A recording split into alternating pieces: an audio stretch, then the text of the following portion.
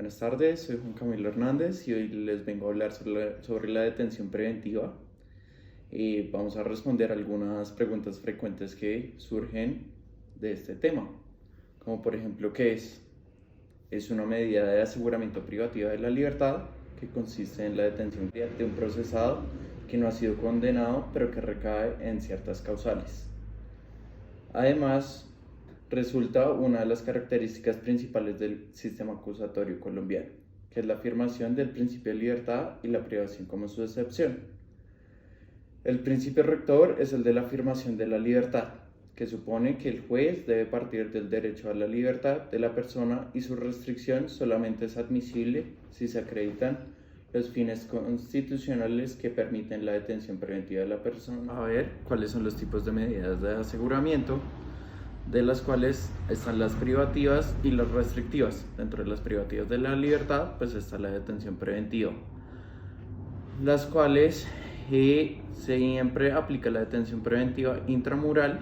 Sin embargo, el indiciado puede aspirar a la detención domiciliaria. Para aspirar a la detención domiciliaria se deben cumplir ciertos requisitos, tales como ser padre o madre cabeza de familia, por lo que sus hijos dependen únicamente de esta persona porque no cuenta con el apoyo de su cónyuge, que padezca de problemas graves de salud y que a causa de estos no está en condiciones de permanecer en un lugar de reclusión carcelaria, o que el centro de reclusión no cuenta con los recursos mínimos para atender la condición de salud de esta persona, o que es una persona de la tercera edad y que no haya sido declarada como una persona peligrosa para la comunidad.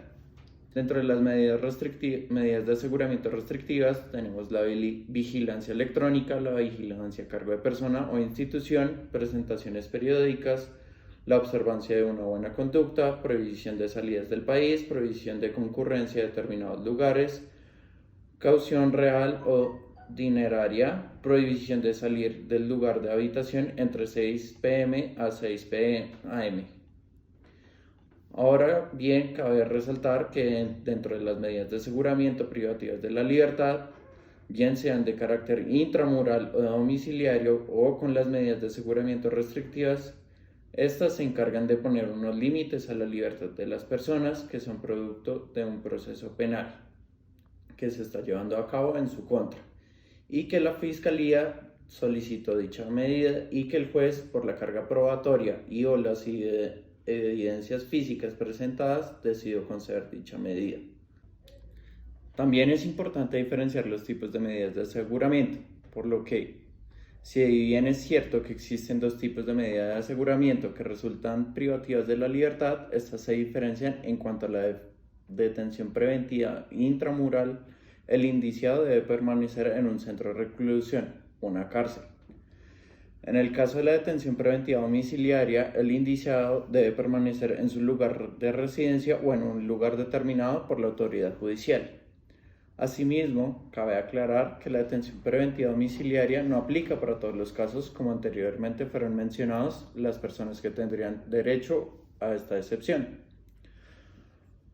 Por otra parte, existen las medidas de aseguramiento restrictivas, que a diferencia de las medidas de aseguramiento privativas de la libertad, estas no requieren que el indiciado permanezca en un sitio de reclusión, aunque no cuentan con total libertad, puesto que se le restringe la movilidad con libertad y sin restricciones, pues debe cumplir con ciertos requisitos para que permanezca por fuera del centro de reclusión, tal y como fueron mencionadas anteriormente.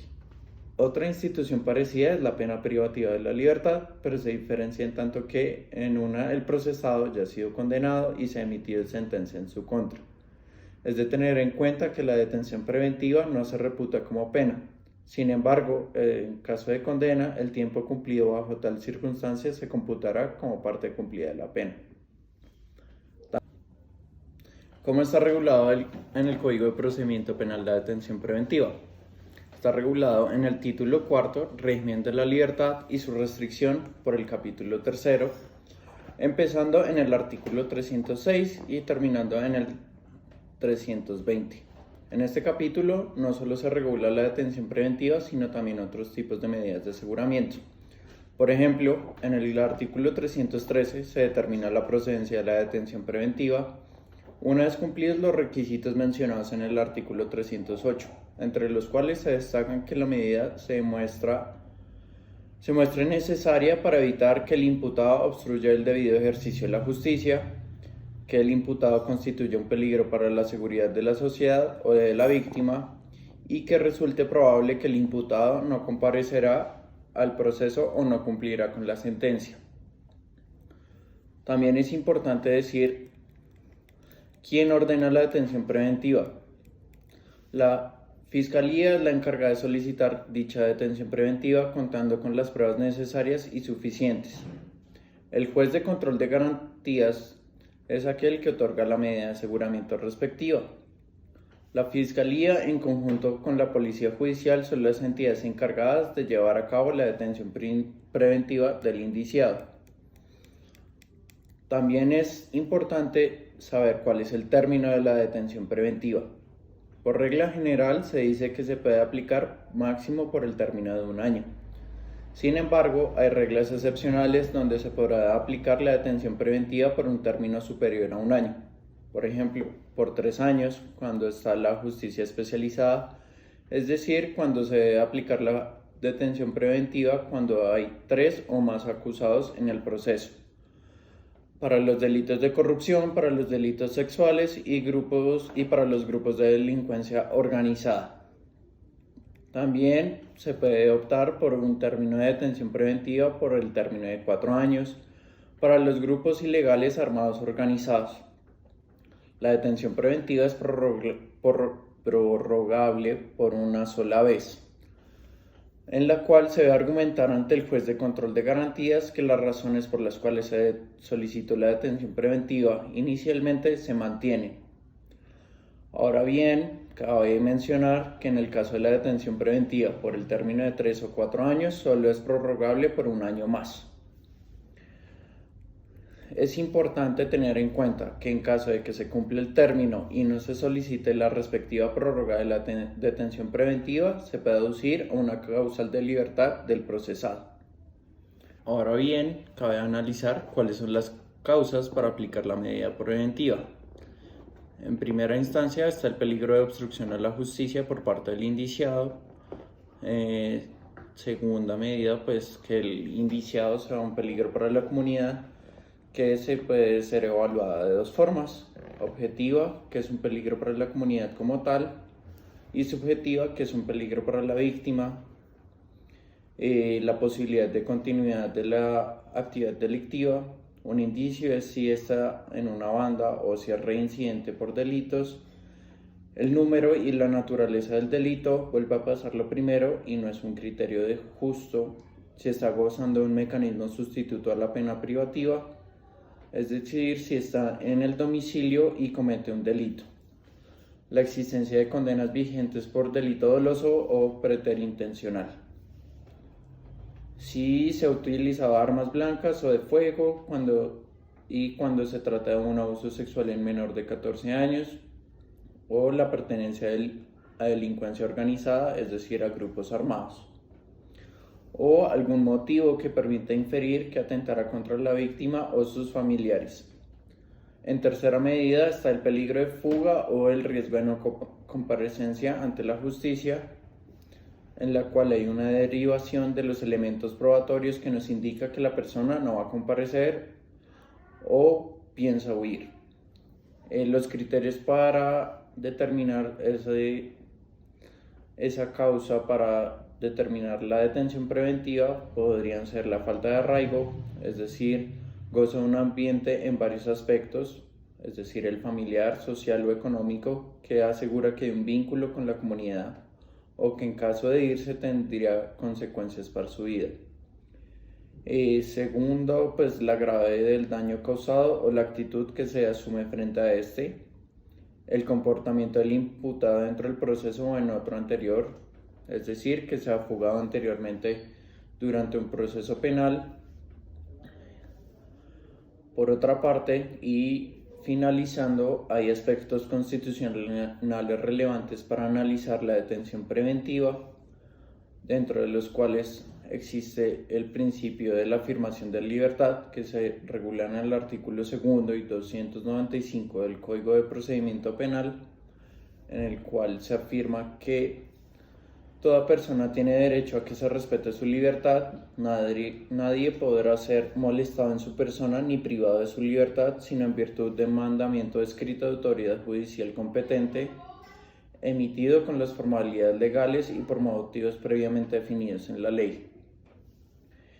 Es decir, que el juez de control de garantías, previa solicitud de la Fiscalía General de la Nación, ordenará la restricción de la libertad del imputado cuando resulte necesaria para garantizar su comparecencia o la preservación de la prueba o la protección de la comunidad, en especial de las posibles víctimas. Ahora bien, pues la afirmación de la libertad, que son las disposiciones de este código que autorizan preventivamente la privación o restricción de la libertad del imputado, tienen carácter excepcional. Solo podrán ser interpretadas restrictivamente y su aplicación debe ser necesaria, adecuada, proporcional y razonable frente a los contenidos constitucionales. Teniendo en cuenta los anteriores artículos, vemos que por regla general la persona, mientras se sustenta el juicio, debe estar en libertad. La excepción es la privación preventiva de la libertad, donde el fiscal debe mostrar lo que alega. El principio va hacia la libertad en el proceso, pero no es absoluto, por lo cual debe ser limitado por lo siguiente. La restricción de la libertad: hay una limitación a la libertad, pero aún existe. Por ejemplo, no puede salir del país, debe presentarse todos los meses ante un despacho judicial. La privación de la libertad hace referencia a una detención domiciliaria o intramural, como anteriormente lo hemos mencionado.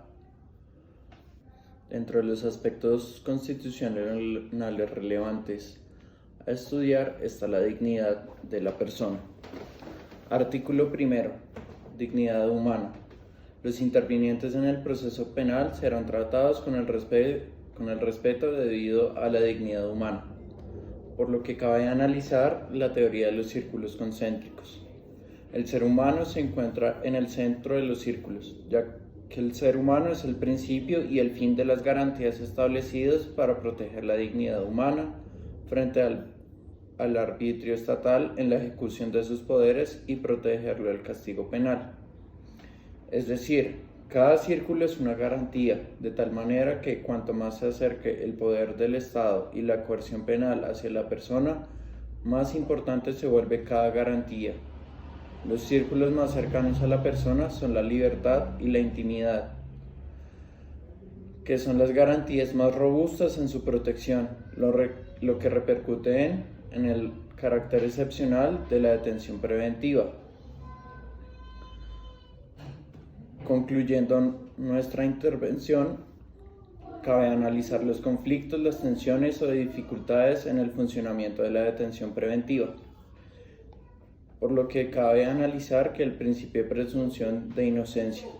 No es fácil entender cómo una persona que se presume inocente puede ir a una prisión, no a cumplir una condena impuesta por un juez después de un debate público, concentrado y contradictorio, producto del cual haya quedado demostrada, más allá de toda duda razonable, la existencia de un injusto típico y su culpabilidad por el mismo, sino esperar en situación de encierro el desarrollo de ese debate.